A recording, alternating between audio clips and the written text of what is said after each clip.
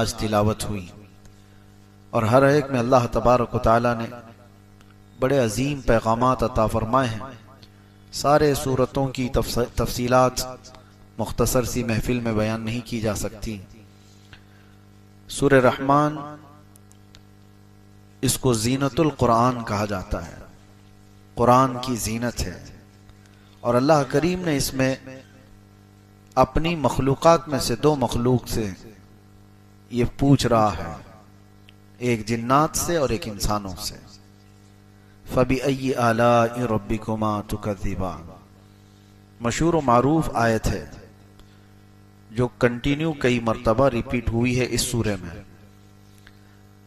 और अल्लाह ताला फरमाता है, ए जिन्नात और ए इंसानों, तुम मेरी कौन कौन सी नियामतों को झुटलाओगे। तो इससे पता चलता है कि अल्लाह तबारक व तआला ने जिन्नात को भी मुखातब फरमाया, तो वो भी मुकल्लफ इन तमाम चीजों के हैं। नियामतों की नाशुक्री ना करें, अल्लाह की इबादत करें, उनके अहकामात जैसे हैं वो उस मखलूक को मालूम। लेकिन अल्लाह तबारक व तआला ने सूरह रहमान में जहां जहां ये आयत बयान फरमाई, दोनों से मुखातब किया, इंसानों से भी और जिन्नात से भी। जिन्नात हमारे से भी ज्यादा नाफरमान गुजरे हैं और इंसानों की पैदाइश से पहले जिन्नात को इस जमीन पर भेजा गया था, रिवायात ये बताती हैं।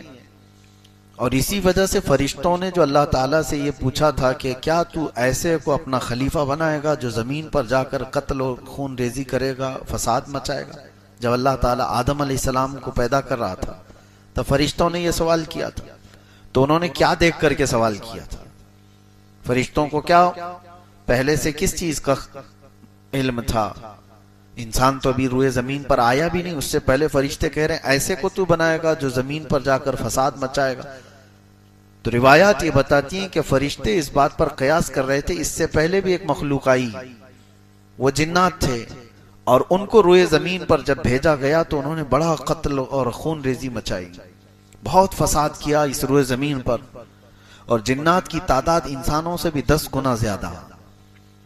बाद में फिर उनको सबको इस रूए जमीन से भगा दिया गया जजीरों की तरफ, और रूए जमीन को खाली कर दिया गया इंसान के लिए। और आज अल्हम्दुलिल्लाह आप सही सलामत जी रहे हैं इस रूए जमीन पर कि जिन्नात को पहले से हटाया गया। फिर भी कुछ लोगों में आ जाते हैं जिन्नात, कुछ के तो रियल होते हैं और कुछ के नाटक होते हैं।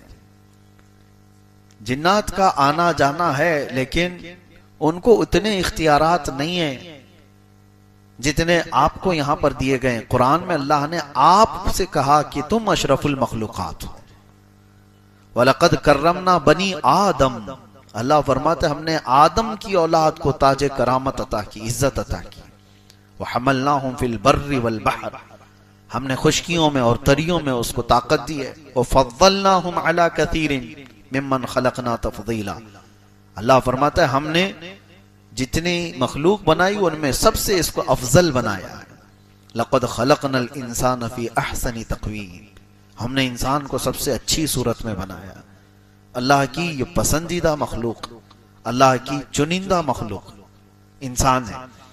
रही बात जिन्नात की, तो उन्होंने सरकशी की, नाफरमानियां की, लेकिन उनमें भी बहुत सारे फरमाबरदार हुए।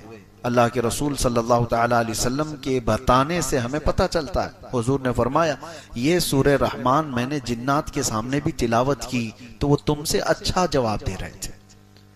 यानी वो रो रहे थे और गिड़गिड़ा रहे थे और यूं कहते थे कि अल्लाह हम तेरी किसी नियामत की नाशुक्री नहीं करते, हम तेरी किसी नियामत को नहीं झुटलाते।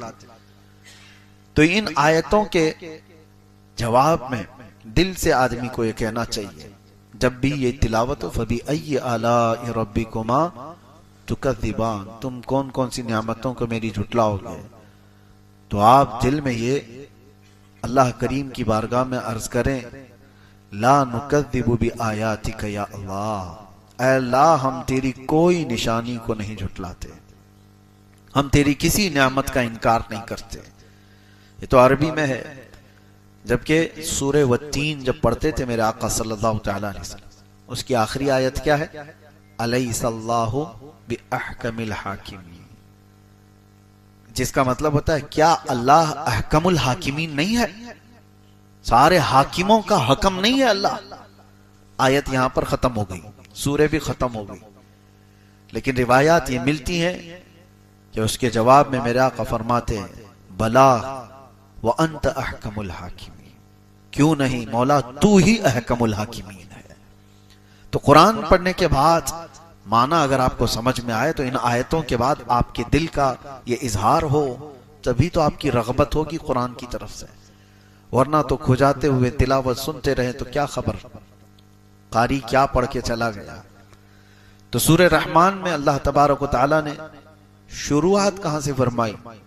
अर्रहमान, इतना तो मुसलमानों को पता होना चाहिए, अर्रहमानु अल्लमल कुरान, उसके बाद खलकल इंसान अल्लमहुल बयान। ये 4 ही आयतें मैं बताता हूं आपको, 4 ही आयतों के बारे में शुरू में।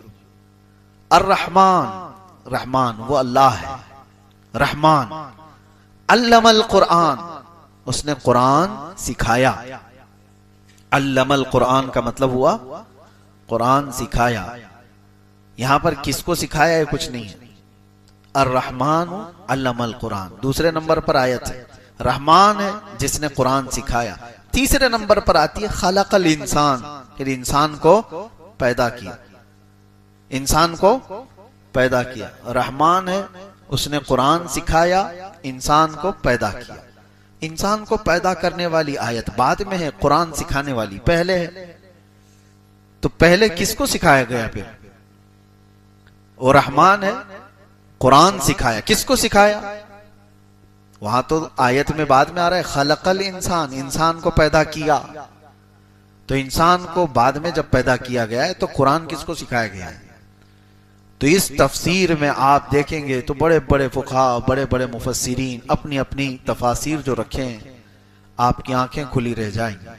खलकल इंसान से मुराद कौन सा इंसान है? वह आदम अलैहिस्सलाम, आदम अलैहिस्सलाम को पैदा किया। और अल्लमल कुरान, कुरान किसको सिखाया? वो नूरे मोहम्मदी को सिखाया, जिसका फरमान खुद फरमान आलिशान है, कुन्तु नबिय्यन व आदम बैनल माई वत्तीन, मैं तो उस वक्त भी नबी था जब आदम को मिट्टी और पानी में गूंधा जा रहा था। पता चला कि इंसान आदम अलैहिस्सलाम अगर यहां मुराद है तो इनके आने से पहले भी कोई था, इनके आने से पहले भी कोई था। वो कौन था? वो जो न थे तो कुछ न था, वो जो न हो तो वही थे। वही है अव्वल, वही है आखिर, वही है जाहिर, वही है बातिन, वही है कुरान, वही है फुरकान, वही है ताहा, वही है यासीन। लौह भी तू, कलम भी तू, तेरा वजूद अल किताब, गुम्बद आबगीना रंग तेरे मुहीत में हबाब। हुजूर पाक सल्लल्लाहु तआला अलैहि वसल्लम के मुतालिक ही फरमाया गया। अब मैं आपको एक बात बताता हूँ, नबी पाक सल्लल्लाहु अलैहि वसल्लम ने फरमाया अल्लाह ने सबसे पहले चीज क्या पैदा की? सबसे पहली चीज, हदीसें अलग अलग, हुजूर फरमाते हैं सबसे पहले पैदा की जाने वाली चीज कलम है। क्या है? और फिर एक हदीस में है सबसे पहले चीज पैदा की गई है लौह।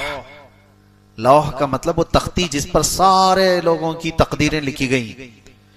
तो एक हदीस में है कि अल्लाह के नबी सल्लल्लाहु अलैहि वसल्लम फरमाते हैं सबसे पहले अल्लाह ने कलम को पैदा किया, और एक हदीस में सबसे पहले अल्लाह ने लौह को पैदा किया। और हदीस जाबिर में तो अल्लाह के नबी फरमाते हैं सबसे पहले अल्लाह ने मेरे नूर को पैदा किया,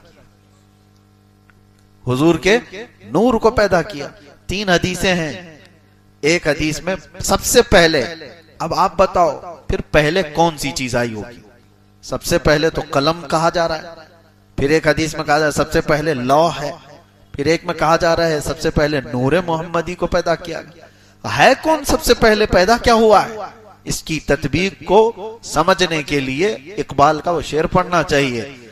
सबसे पहले लौह पैदा की गई कि कलम पैदा किया गया कि नूरे मोहम्मदी? तो वो एक शेर में बताते हैं नहीं नहीं या रसूल अल्लाह, लौह भी तू, कलम भी तू, तेरा वजूद अल किताब।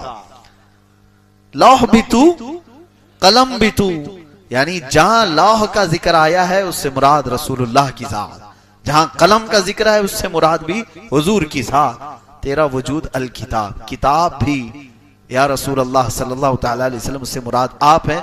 और फिर ये सब समझने के लिए ये लौह हो, कलम हो, किताब हो, फिर आला हजरत को पढ़ना होगा, वो जो न थे तो हुजूर पाक सल्लल्लाहु तआला अलैहि वसल्लम। और एक हदीस है, कुन्तु कंजन मख्फियन, अल्लाह फरमाता है मैं एक छुपा हुआ खजाना था, मैं एक छुपा हुआ खजाना था।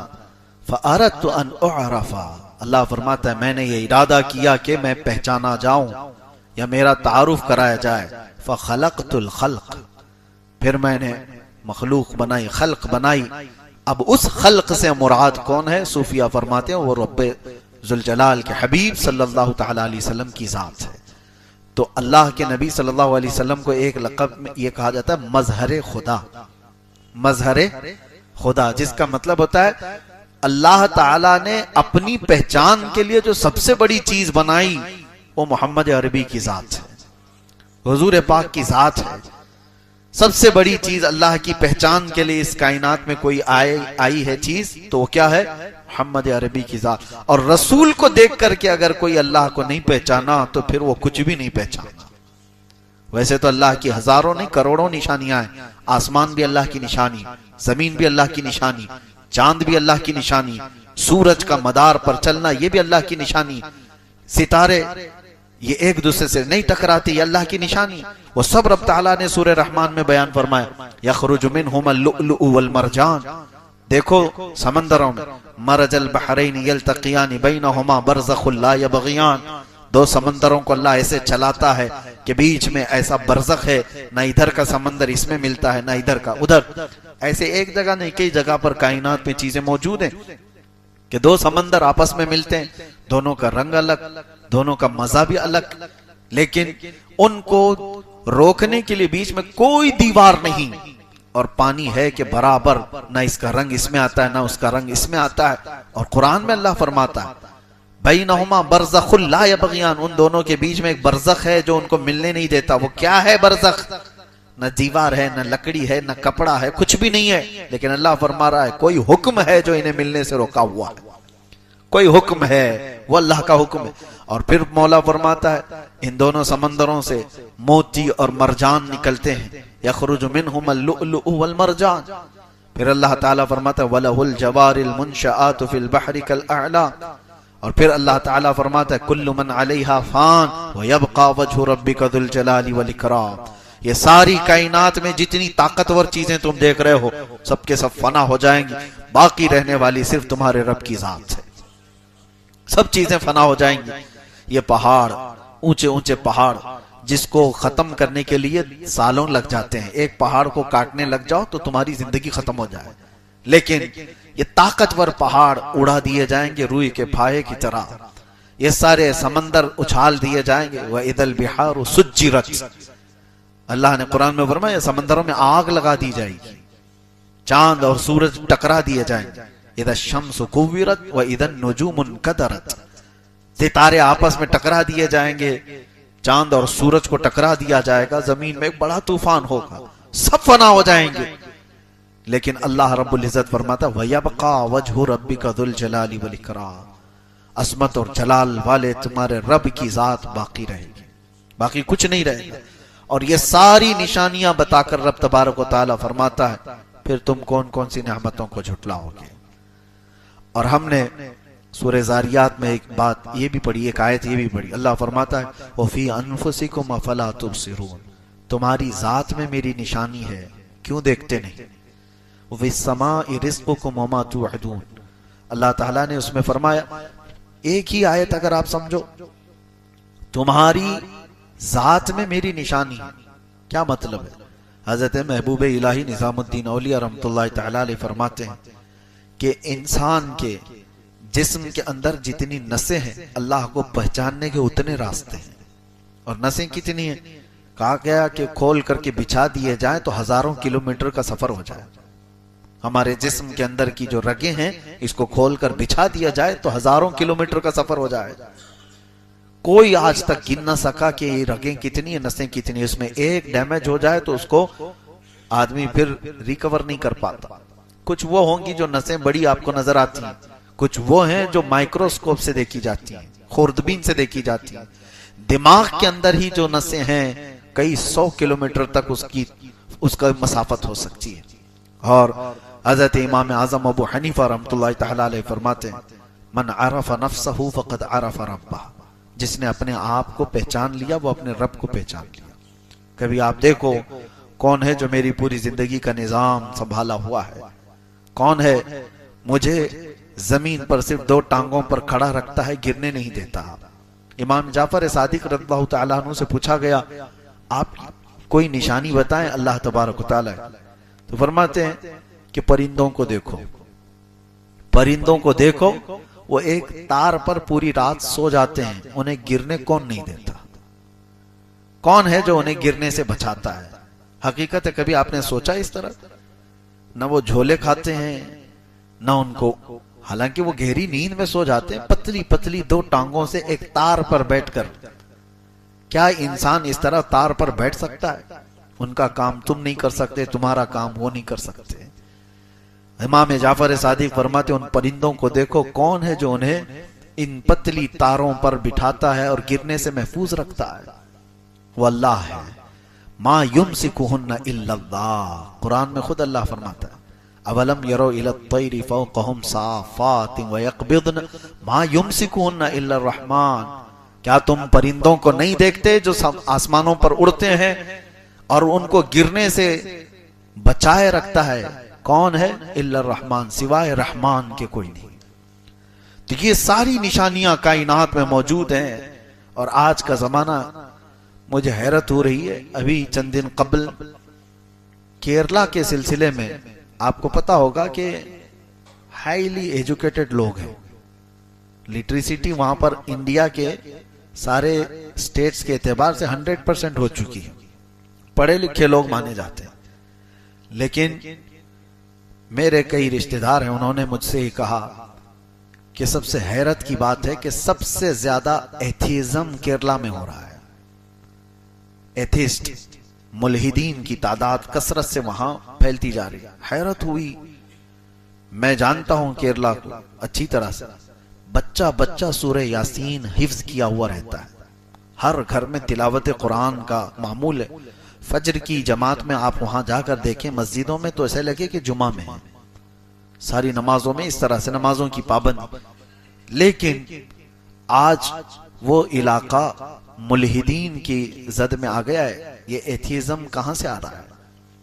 ये निशानियां अल्लाह तबारक व तआला की बेहिसाब देखकर पढ़े लिखे लोग गुमराह कैसे होते हैं। एक बात याद रखें, सिर्फ आदमी का पढ़ा लिखा होना काफी नहीं, इल्म अलग चीज है, नूरे इल्म अलग चीज है। इल्म तो शैतान के पास भी था और वो गुमराह हुआ। नूरे इल्म जिसके पास होता है वो विलायत पा जाता है। बहुत सारे लोग आज पढ़ तो लिए, बड़े बड़े इल्म के भंडार उनके पास हैं, लेकिन नूरे इल्म उनके पास नहीं। वो फयूज़ व बरक़ात जो औलिया कामिलीन से चलकर सीनों पर आते हैं वो ना हो तो पढ़े लिखे लोगों को, डॉक्टर्स को, इंजीनियर्स को, एडवोकेट्स को मैंने देखा है वो एथिस्ट हो रहे हैं। आम लोग नहीं, पढ़े लिखे बड़े, कई डॉक्टरों की एक तंजीम बनी हुई है एथिज्म की, वो लोग प्रमोट कर रहे हैं और कह रहे हैं कोई खुदा ही नहीं है, ये कायनात ऐसी वजूद में आ गई, ये निजाम अपने आप चल रहा है। सारे लोगों ने अपने अपने हिसाब से निजाम, अपना दीन बनाया हुआ है, मजहब बनाया हुआ है। मेरे अजीजों, यहां हल्की सी भी चीज अपने आप नहीं होती, इतनी पूरी कायनात अपने आप कैसे होगी, कैसे हो सकती है? लेकिन जब ईमान खत्म हो जाता है तो आदमी हमेशा नेगेटिव सोचने लग जाता है। उसके अंदर से जब नूरे ईमान खत्म कर दिया जाता है तो उसको ये निशानियां नजर नहीं आती। इसीलिए कुरान में अल्लाह फरमाता है, इन्नका ला तुस्मिउल मौता वला तुस्मिउस सुम्मा दुआ, ए महबूब आप उनको नहीं सुना सकते इसलिए कि वो गूंगे, बहरे हैं और मुर्दा हैं। किसके बारे में अल्लाह फरमा रहा है? जो मक्का के कुफार और मुशरिकीन, हुजूर से बढ़कर के कोई निशानी उनके पास थी? रसूल पाक सल्लल्लाहु तआला अलैहि वसल्लम को जिसने देखा, अरे आसमान क्या निशानी है, चांद क्या निशानी है, सूरज क्या निशानी है, जिसने चेहरे रसूल को देखा उससे बड़ी निशानी क्या है?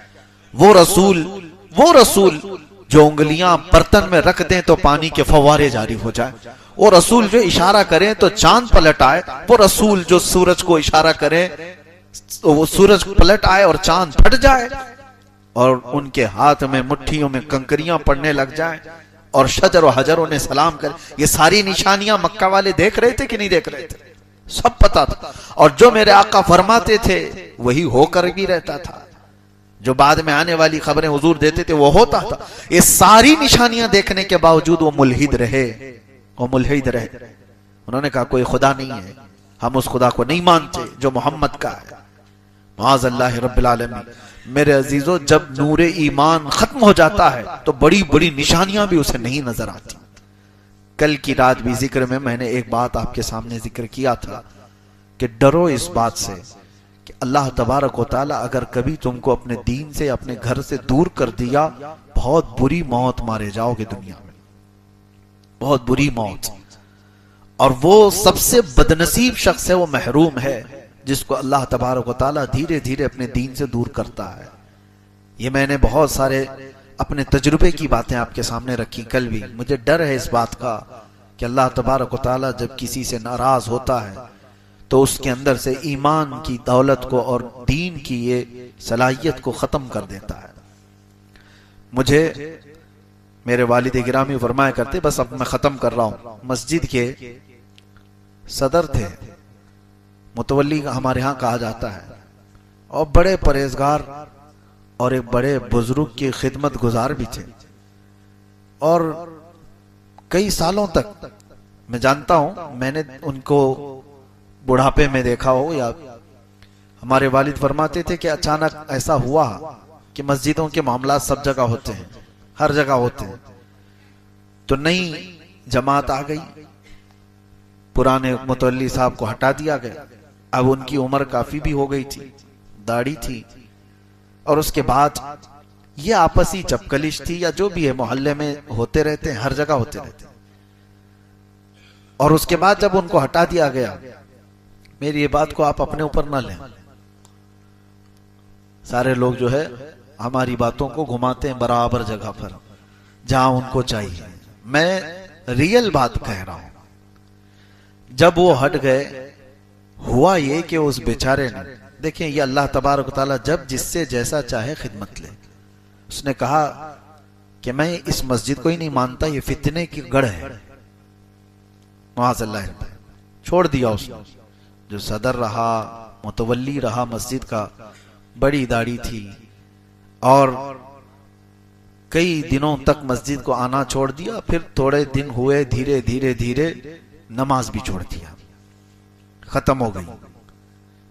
मेरे वालिद गिरामी अल्लाह उनकी तुरबत पर रहम फरमाए, अक्सर वो बात बता करके, नाम ले करके बताते थे, कहा कि कुछ साल गुजरे कि उस बंदे को, हमारे यहाँ ऊसी खेलना कहते हैं, वो क्या कहते हैं जो नंबर लगाते हैं, मटका, यहाँ होता है मटका खेलते, लॉटरी वाले जो नंबर लगाते हैं, कुछ लोगों को इसका नशा है, नंबर लगाते हैं लॉटरी के और उसके बाद उसमें पैसे लगाते हैं, क्या कहते हैं उसको, सट्टा, सट्टा हो कि मटका हो, अलग अलग जो भी है, उसकी आदत उसको लगी। और पैसे जो भी थे वो नंबर जाकर के लगा के आता था, दूसरे दिन सुबह से लेकर शाम तक बैठे हुए कि नंबर आया क्या, नंबर आया क्या। इसमें पैसे जाते रहे, जाते रहे, जाते रहे, कंगाल हो गया। वो मुतवल्ली साहब के बारे में मैंने सुना कि फिर वो अपने ही बेटे और बेटियों के पैसे चोरी करने लगा। यहां तक नौबत आ गई, और बेटे और बेटियों को एक बार दो बार समझ में आए, बाद में फिर देखा कि बुढ़ापे में अब्बा का हाल ये हो गया है कि कहीं पैसे रखो तो उठा के ले जाते हैं और वो सट्टे में लगा कर आ जाते। सट्टाबाजी करते करते इतना तबाह बर्बाद हुआ, आज रोंगटे खड़े हो जाते हैं कहते हुए, रमजान के महीने में शराब की हालत में उसकी मौत हुई।